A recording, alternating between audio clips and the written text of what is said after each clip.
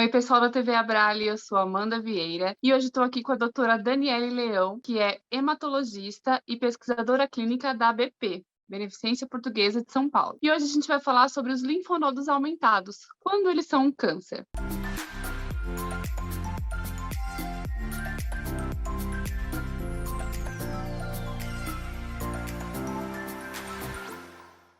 Olá, doutora Daniele, obrigada por ter aceitado o nosso convite e por estar aqui na TV Abrale. Para a gente começar, eu queria que você explicasse o que é o sistema linfático e qual a função dos gânglios linfáticos. Primeiro, muito obrigada pelo convite.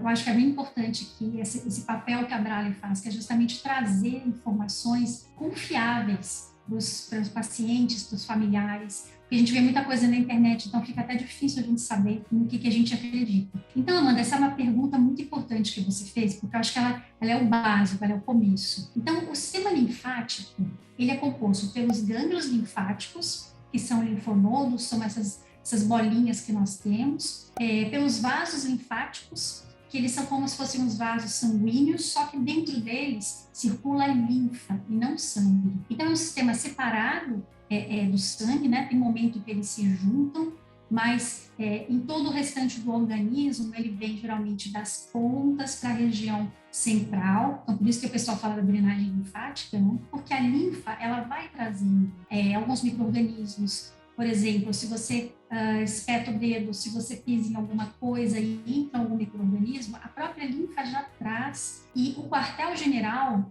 dos linfócitos, ele fica exatamente dentro dos gânglios. Então, quando a gente tem alguma infecção, alguma inflamação, o gânglio daquela região, ele se torna aumentado, justamente para proteger o nosso organismo, produzindo mais e mais células de defesa. Então, essas células de defesa, elas são produzidas na medula óssea, que é o tutano, mas uma boa parte dela fica guardada justamente nesses gânglios. Então, a linfa, a gente tem a parte líquida e também tem linfócitos que circulam. Então, ele é um sistema de defesa do nosso organismo, que muitas vezes, mesmo antes da gente ter alguma infecção mais grave, ele já se arma, ele já deixa os linfócitos prontos para já ir combatendo essa infecção. Então, um dente inflamado, você já tem um gânglio do local, e esse gânglio já está fazendo uma defesa nossa contra infecções naquela região. Entendi. Então, o fato dele estar aumentado não necessariamente significa que ele é um câncer, certo? Quando que a gente tem que desconfiar de que ele pode ser um câncer? Então, isso é uma questão bem importante. Então, o gânglio, na grande maioria dos casos, ele aumenta para produzir células de defesa. Então, dentro desses linfonodos, tanto linfócitos B, que é geralmente o que é a grande maioria, tem alguns linfócitos T, e outras células envolvidas nisso. E então, assim, esse aumento, ele é de defesa. Uma das coisas importantes é que esse aumento, ele costuma doer quando é inflamatório infeccioso. Existe uma coisa ao redor do gânglio que a gente chama de cápsula. Tá? Então, é um envoltório. Quando a gente tem esse aumento por infecção e inflamação, a parte interna aumenta e a cápsula fica distendida. A cápsula dói. Então, em geral, linfonodos inflamatórios ou infecciosos, eles são dolorosos. Existem, obviamente, algumas exceções. E o linfoma, quando acomete gânglios, ou às vezes alguns tipos de leucemia também, que podem ir para os gânglios, quando eles aumentam, a cápsula aumenta junto. Então, você pode ter gânglios muito grandes e absolutamente indolores. Então, essa é uma das diferenças que a gente usa. Outra diferença importante: o gânglio do linfoma, ele não é inflamatório, tá? Então, metástase também, que é quando algum outro câncer vai para os linfonodos, outros tipos de câncer hematológicos. Então, eles são, como é um tumor que vai crescendo, então são só células doentes. Quando você tem uma infecção, uma inflamação, às vezes até tuberculose nos gânglios, que pode acontecer, esse gânglio, abscessos, esse gânglio ele se torna aumentado, aí fica muito mais doloroso que um gângliozinho estimulado, e pode ficar vermelho e quente. Então, esse não é um gânglio de câncer, é algum estímulo, geralmente infeccioso, que está levando ao aumento. Então, de jeito nenhum, não necessariamente vai ser câncer. Então, quando ele não tem uma dor específica, ele não é um inflamatório, a gente tem que se preocupar e pesquisar para saber se ele não é um câncer, né? Quando eu tive o diagnóstico, aumentou uma bolinha, né, um gânglio no meu pescoço. E eu vejo que é muito comum sempre estar nessa região do pescoço, da axila e da virilha pessoas que tiveram diagnóstico de linfoma. Mas a gente tem um gânglio espalhado por todo o corpo. Por que essas regiões são mais comuns de se destacarem? É importante porque a gente entenda exatamente isso. Quer dizer, a gente tem gânglios normalmente em todo o nosso organismo, menos no sistema nervoso, que ele tem alguns outros mecanismos de proteção, apesar de você poder ter linfoma do sistema nervoso. Primeiro, esses gânglios eles são mais submetidos a inflamações e infecções. Então, por exemplo, os gânglios do garganta e pescoço, então, tudo que você tiver, amigdalite, sinusite, laringite, tudo eles vão estar relacionados a essa defesa. Dentes, axila, então você pode ter, por exemplo, uma lesão. Vai tirar uma cutícula, machuca o dedo, você pode ter um gânglio axilar, na própria depilação, virilha. Então, principalmente criança, às vezes a gente pega que chuta bola sem sapato, brinca com cachorro, em terra e machuca, enfim. Esses gânglios podem aumentar. Quanto ao fato deles serem os mais comuns, vem de duas explicações principais. Então, por exemplo, o linfoma de Hodgkin. O linfoma de Hodgkin, ele é a minoria dos nossos linfomas e é o linfoma mais curável que existe. O Hodgkin, assim, preferencialmente, ele vai pegar linfonodos dessa região. Então, região principalmente cervical, supraclavicular, axila também, e menos na região, por exemplo, de virilha. A gente não tem uma explicação específica do porquê isso acontece. O que a gente sabe é que, epidemiologicamente, ou seja, quando a gente vai contar o número de pacientes, a grande maioria acaba sendo nessa região. O linfoma não Hodgkin, que é o mais frequente, tanto ele pode estar relacionado a danos nessas regiões também, como mais na virilha, na região abdominal, dentro do tórax. E dentro do tórax, região abdominal, é impossível que a gente detecte sem ser, por exemplo, ou por ultrassom muito bem feito, ou por tomografia, ressonância, esses procedimentos. No tórax, quando está bem aumentado, em geral, até no raio-x de tórax, a gente consegue detectar. Então, normalmente esses são os gânglios em que a gente mais percebe no caso dos linfomas não Hodgkin, mas em geral qualquer local pode estar cometido. Então, como eu falei, até o sistema nervoso. Para o diagnóstico de linfoma, somente a punção desse gânglio é suficiente para chegar no diagnóstico? Quando esse gânglio continua aumentando ou ele não reduz, principalmente após 15 dias, a gente já recomenda que a pessoa vá atrás. Os gânglios inflamatórios, então, uma gripe, uma virose, a mononucleose infecciosa, que é a doença do beijo, ela aumenta muitos gânglios também. Tá? Então, inclusive, eu já tive pacientes que chegaram com tantos gânglios que o pescoço ficava desse tamanho. Então, e era simplesmente mononucleose infecciosa. Citomegalovírus, toxoplasmose, tem várias outras doenças que podem apresentar com isso. Agora, depois de 15 dias, procura-se um médico. Em geral, a primeira coisa são exames de sangue, inclusive para o médico avaliar essas viroses. Então, assim, a gente já faz exames para afastar a possibilidade de ser por outra causa. E, por exemplo, o gânglio da mononucleose, se você tirar o gânglio e fizer o exame, o patologista pode até ficar em dúvida se é um linfoma, de tão alterado que está, né? Mas a punção, o que é a punção? Pega-se uma agulha e você entra com a agulha no gânglio e aspira algumas células. E isso não fecha o diagnóstico de linfoma. Em geral, a gente contraindica fazer punção, porque você perde muito tempo. Então, quer dizer, marca a aspiração, e faz a aspiração, vai para o patologista, depois de 15 dias volta, não deu nada. E outra coisa, pode ser até um linfoma, o patologista vai olhar e falar, olha, tem linfócito, mas eu não consigo dizer nada mais. Então, o que a gente recomenda é retirar os gânglios. O linfoma não se trata com cirurgia. Então, a gente até fala para o cirurgião, olha, não precisa tirar todos os gânglios. Né? Porque tem alguns tumores que quanto mais você tira, maior a chance de cura. Para o linfoma, não. Então, ele já é, inclusive, uma doença que, quando ela aparece, a gente já considera que ela tem envolvimento de vários locais. É o habitual da doença. Né? Então, quando você tira o gânglio, que pode ser se for um gânglio muito grande, pode ser um pedaço, mas se for um gânglio menor, o gânglio inteiro é a melhor coisa. Então, o que acontece? O patologista vai cortar aqueles gânglios, o gânglio, né, e vai olhar no microscópio. E isso é essencial, porque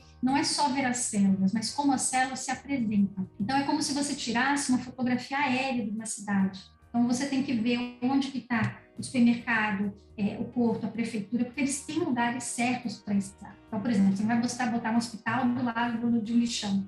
Então, são coisas assim, mas para a gente entender que olhando o patologista consegue dizer, olha, isso aqui está muito sugestivo ou não. E aí o segundo passo, que é essencial, é ele pedir marcadores que a gente chama de imunohistoquímica. Então o patologista, ele pega alguns reagentes, ele passa nesses blocos, nessas lâminas de vidro, e a gente consegue ver de que família são aquelas células. Então consegue dizer se são, olha, são todos linfócitos B, não pode estar desse jeito. Então isso é um linfoma. Olha, são vários linfócitos B, mas eles estão arranjados de uma maneira que isso aqui é inflamatório, infeccioso. Então, você vê, com um único exame, com uma retirada, você consegue fazer essa diferenciação. E quando o médico tem dúvida, o patologista, que é o médico que vê essas biópsias, muitas vezes ele tem que fazer o que a gente chama de complementação. Então, que é pedir mais marcadores, fazer mais testes, para poder chegar exatamente à origem da célula e o subtipo de linfoma, que tem mais de 60 subtipos. Tá gostando desse conteúdo? Então já deixa o seu like, não esquece de se inscrever no canal da Brale para ficar por dentro de todos os vídeos. Tem muita coisa do mundo do câncer. Você comentou que o gânglio aumentado podem ser várias doenças, e foi o que eu fiz quando descobri o diagnóstico, um pouco antes, né? Fiz teste para HIV, para tuberculose, todos esses exames que você comentou. E eu tive toxoplasmose na adolescência. Então, uma das coisas... Eu tinha medo de ser a toxoplasmose no primeiro gânglio que eu vi. E quando a médica que fez a primeira ultrassom falou que não era toxoplasmose, eu... Ok, então não é nada. Ela falou que poderia ser um cisto. E por isso ficou e me ajudou a postergar um pouco mais o diagnóstico. Então, além dessas outras doenças que você comentou, o gânglio aumentado, a íngua, ela pode ser um outro tipo de câncer que não seja um dos tipos do linfoma? Pode sim. Por exemplo, quando a pessoa tem algum outro câncer, tipo câncer de mama. O câncer de mama, ele pode, as células circularem, então elas saírem daquele nódulo na mama e elas irem para os gânglios da axila, por exemplo. Então, tem até o que a gente chama de linfonodo sentinela, que é geralmente retirado para fazer a pesquisa de metástases. Então, metástase é quando o tumor sai de um lugar e vai para o outro. Então, os linfonodos são um dos lugares que o câncer, principalmente de mama, ele pode afetar.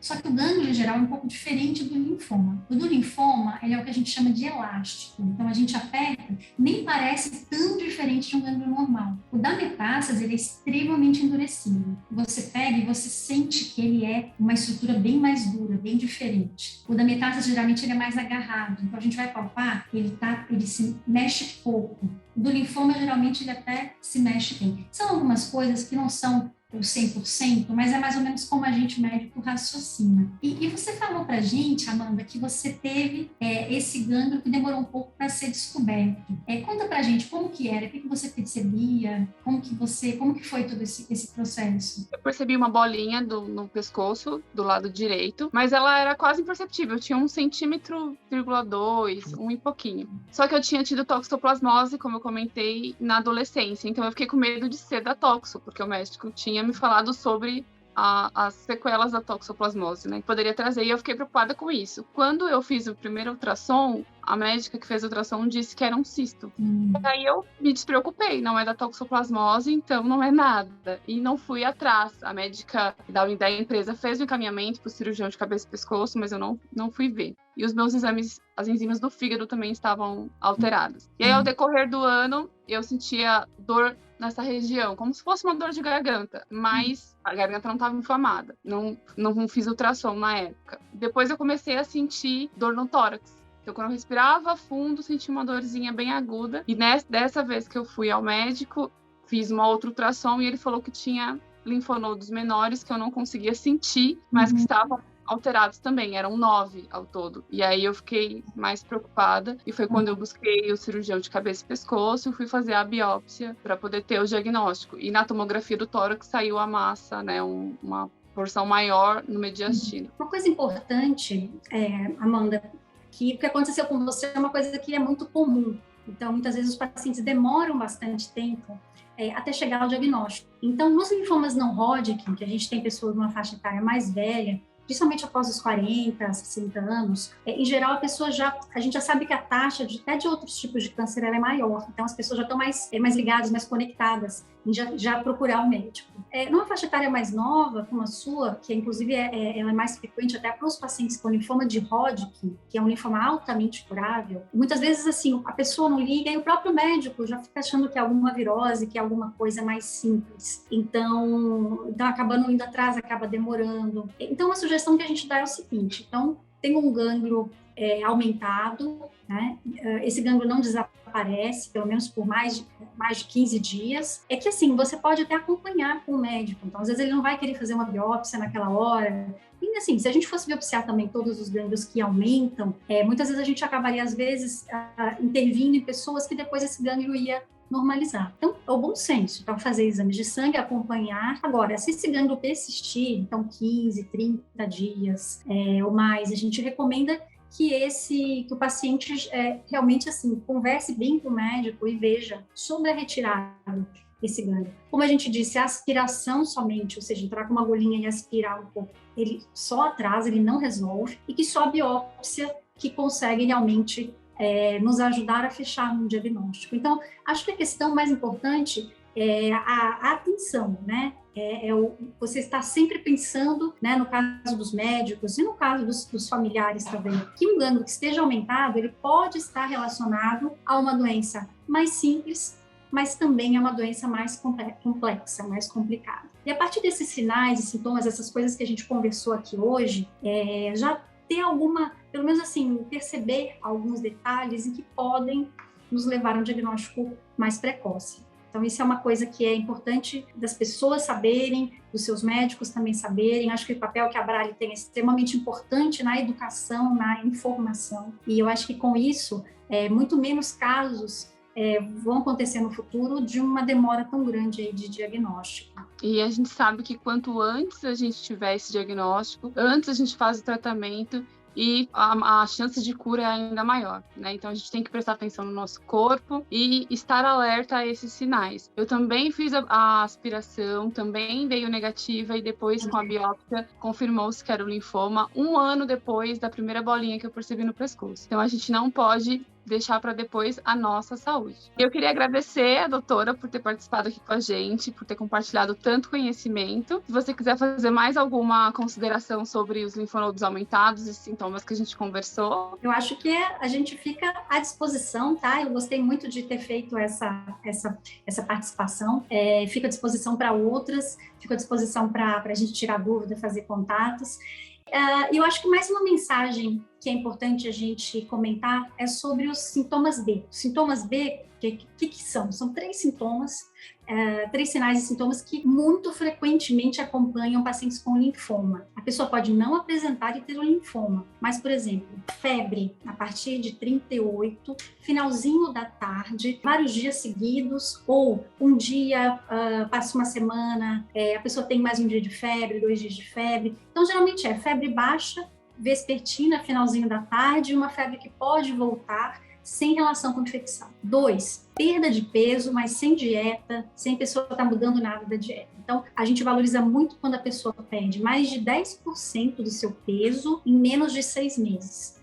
Obviamente que se a pessoa perdeu em um mês 5 quilos sem querer, 6 quilos, em 2 meses, 8 quilos. Então, não deu 6 meses, mas você já está valorizando. Então, é febre, perda de peso. E uma outra coisa bem relacionada é a sudorese noturna, ou seja, suar muito à noite. Tem gente que sua normalmente, não é isso. É um suor fora do habitual, fora do normal. Então, eu tenho pacientes que falam para mim que eles têm que trocar o pijama e muitas vezes têm que trocar até a roupa de cama, de tanto que eles suam. E quando começam o tratamento, a primeira coisa que melhora é impressionante, são os sintomas B. Então, a gente vê que a gente está indo no caminho certo. Então, espero que tenha ajudado. Viu, Amanda, obrigada aí pela conversa. Abrale, obrigada pelo convite. E eu realmente fico à disposição aí para a gente conversar um pouco mais sobre esse tema que é tão importante. A gente é que agradece mais uma vez. Vamos ficar de olho em todos os sintomas que a doutora falou. E para você que assistiu até aqui, não esquece de curtir, comentar e compartilhar para que mais pessoas tenham acesso a esse conhecimento. Pode ser que alguém precise ir ao médico e ter um diagnóstico quanto antes e a gente pode ajudar.